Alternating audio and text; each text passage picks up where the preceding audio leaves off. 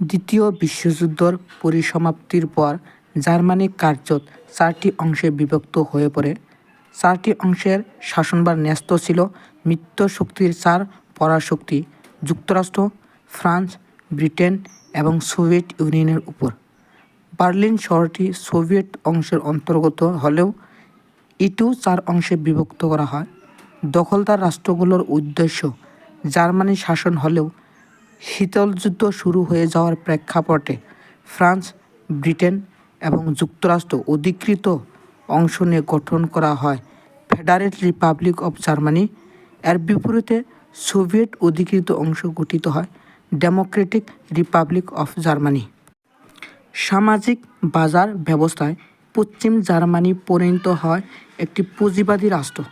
50-এর দশক থেকে শুরু করে পরবর্তী 30 বছর দেশটি বিপুল প্রবৃদ্ধি অর্জন করে। অন্যদিকে পূর্ব জার্মানির অর্থনৈতিক ব্যবস্থা ছিল সোভিয়েত অনুকরণে সাজানো সমাজতান্ত্রিক অর্থনীতি। এর ফলে দেশটি সোভিয়েত ব্লকের অন্যান্য দেশের তুলনায় সম্পদশালী হয়ে উঠলেও পশ্চিম জার্মানির চাইতে অনেক পিছিয়ে ছিল।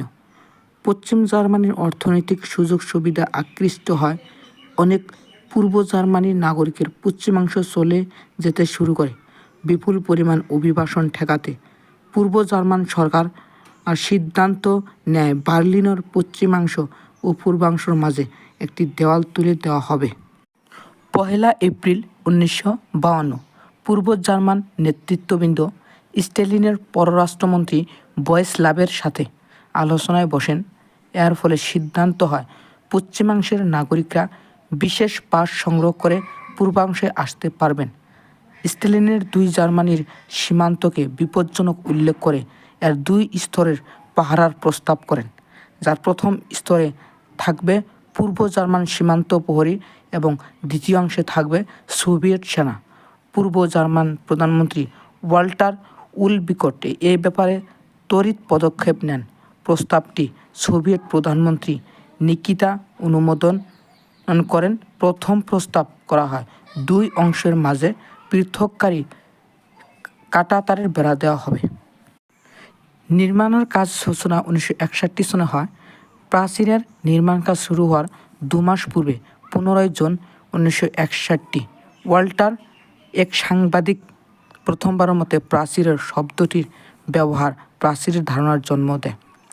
12 আগস্ট 1961 পূর্ব জার্মান নেতৃবৃন্দ ডলসি উদ্যান আলোচনায় মিলিত হন। 13 আগস্ট রবিবার প্রথম প্রহরে নির্মাণ কাজ শুরু হয়। পশ্চিম বার্লিনের চারপাশে 156 কিলোমিটারে দেওয়ালের 43 কিলোমিটার সরাসরি 2 অংশকে পৃথক করে। নির্মাণ কাজের সময় কেউ পশ্চিমাংশে চলে যেতে এই আশঙ্কায় পূর্ব জার্মান সেনাবাহিনী এবং আধা সামরিক বাহিনী দেওয়ালের সামনে সশস্ত্র অবস্থান নেন। নির্মাণ কাজে কোনো সোভিয়েত সৈন্যর অংশ ছিল না।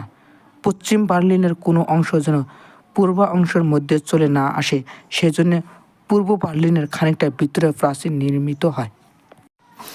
155 কিলোমিটার প্রাচীরটি গড়ে তোলা হয় পূর্ব জার্মানির 100 গজ ভেতরে।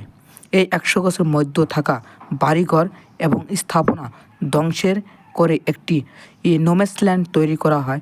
এখানকার অধিবাসীদের অন্য স্থানে স্থানান্তরিত করা হয়। 100 গজের এই নিরপেক্ষ এলাকাটি পরিচিত ছিল মৃত্যুফাত হিসাবে। পায়ের চিহ্ন সহজে চিহ্নিত করার জন্য অংশটি নুড়ি এবং বালু দিয়ে ভরে দেওয়া হয়।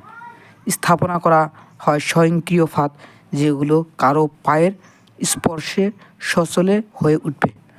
স্পষ্ট দৃষ্টি সীমানার মধ্যে থাকা প্রহরীদের গুলি চালানোর জন্য সুবিধাজনক এলাকা হিসেবে এবং অংশটি আরও গুরুত্বপূর্ণ